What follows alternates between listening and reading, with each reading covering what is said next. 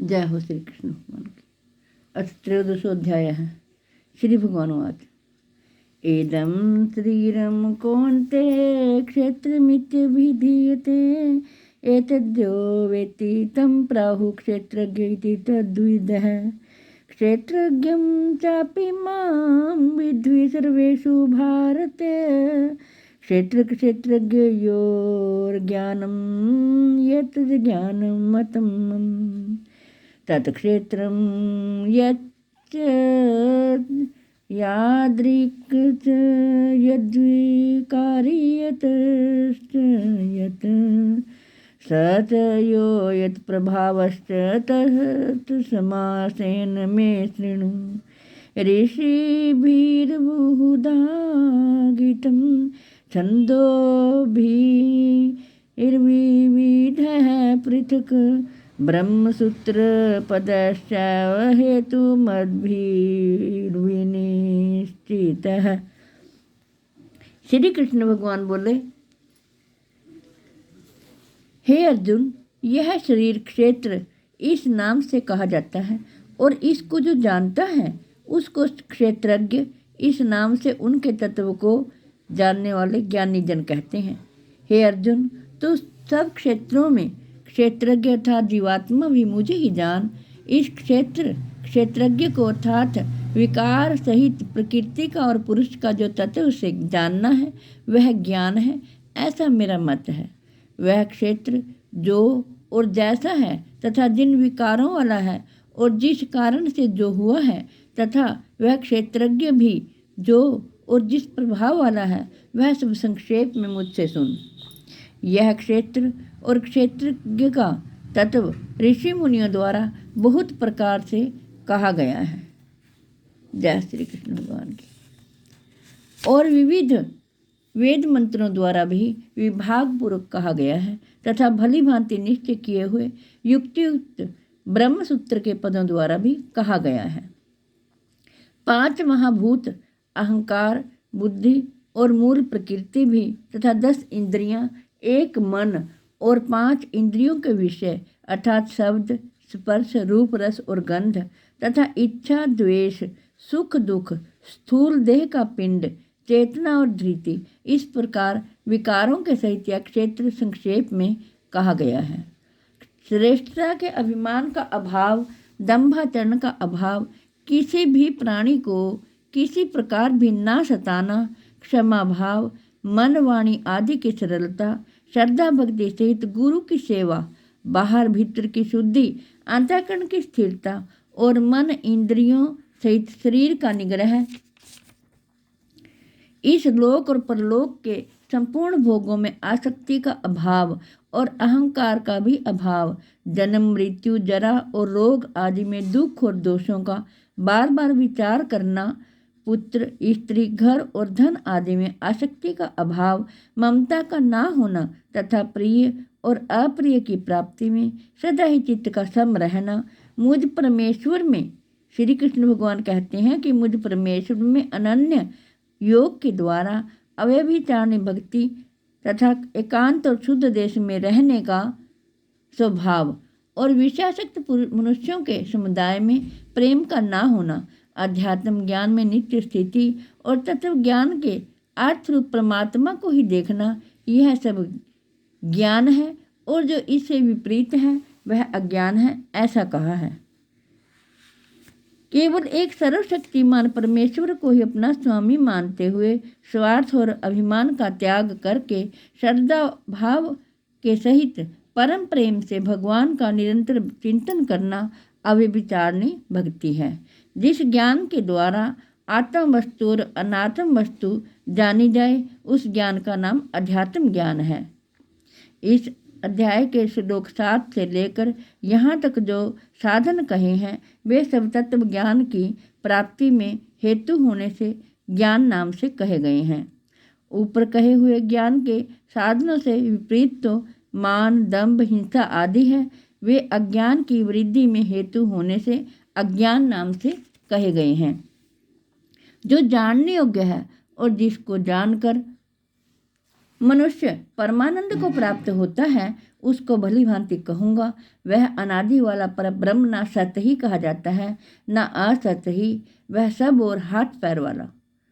भगवान कृष्ण जी ने कहा है, वह सब और हाथ पैर वाला, सब और नेत्र सिर और मुख वाला तथा सब और कान वाला है, क्योंकि वह संसार में सबको व्याप्त करके स्थित है।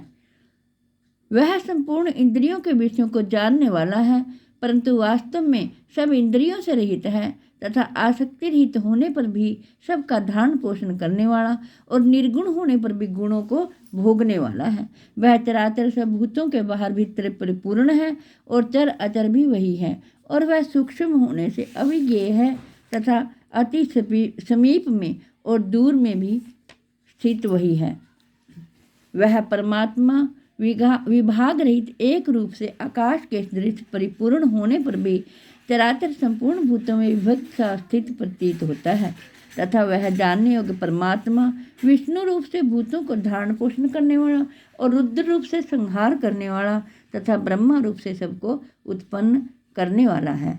वह परब्रह्म ज्योतियों का भी ज्योति एवं माया से अत्यंत परे कहा जाता है। वह परमात्मा बोध स्वरूप जानने के योग्य एवं तत्व ज्ञान से प्राप्त करने योग्य है और सबके हृदय में विशेष रूप से स्थित है। इस प्रकार क्षेत्र तथा ज्ञान और जानने योग्य परमात्मा का स्वरूप संक्षेप से कहा गया। मेरा भक्त इसको तत्व से जानकर मेरे स्वरूप को प्राप्त होता है। प्रकृति और पुरुष इन दोनों को ही तो अनादि जान और राग द्वेषवादी विकारों को तथा त्रिगुणात्मक संपूर्ण पदार्थों को भी प्रकृति से उत्पन्न ही जान। कार्य और कारण को उत्पन्न करने में हेतु प्रकृति कही जाती है और जीवात्मा सुख दुखों के भोक्तापन में अर्थात भोगने में हेतु कहा जाता है। प्रकृति में स्थित ही पुरुष प्रकृति से उत्पन्न त्रिगुणात्मक पदार्थों को भोगता है और इन गुणों का संग ही इस जीवात्मा के अच्छी बुरी योनियों में जन्म लेने का कारण है। इस देह में स्थित यह आत्मा वास्तव में परमात्मा ही है।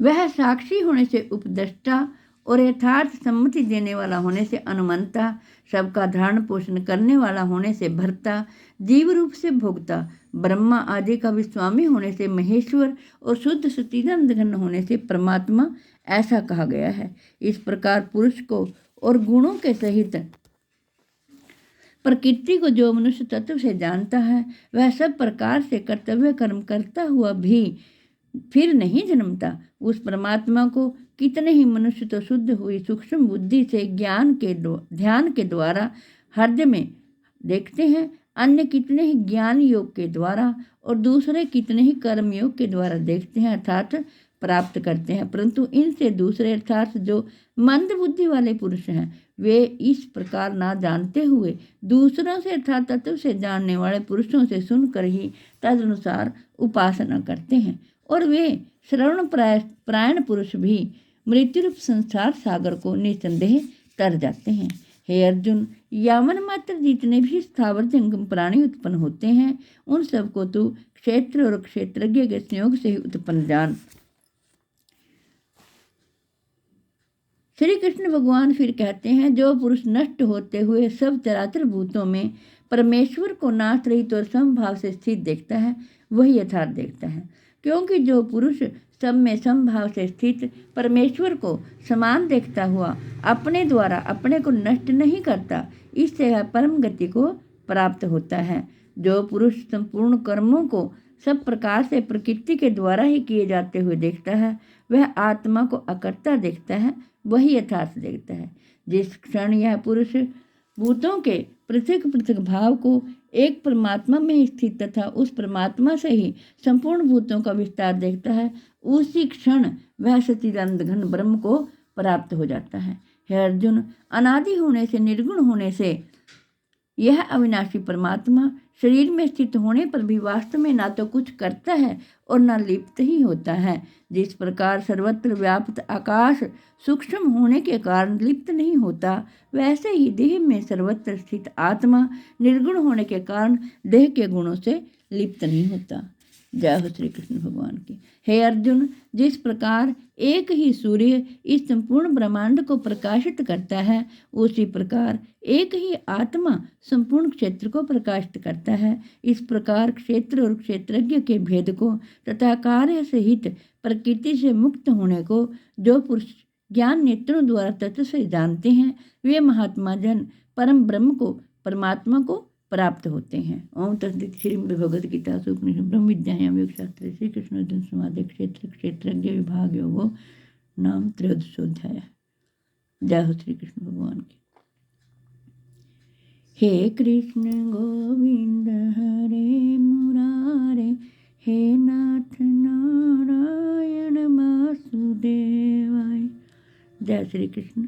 आपसे हाथ जोड़कर प्रार्थना है कि आपके घर में जो बीमार हो, लाचार हो, चल फिर ना सकते हो, ये श्री कृष्ण भगवान की गीता जी मुखार बिंद से निकली हुई ज्ञान वाणी है।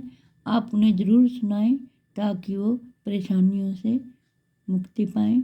भगवान उन्हें तंदुरुस्त रखें। जय श्री कृष्ण भगवान।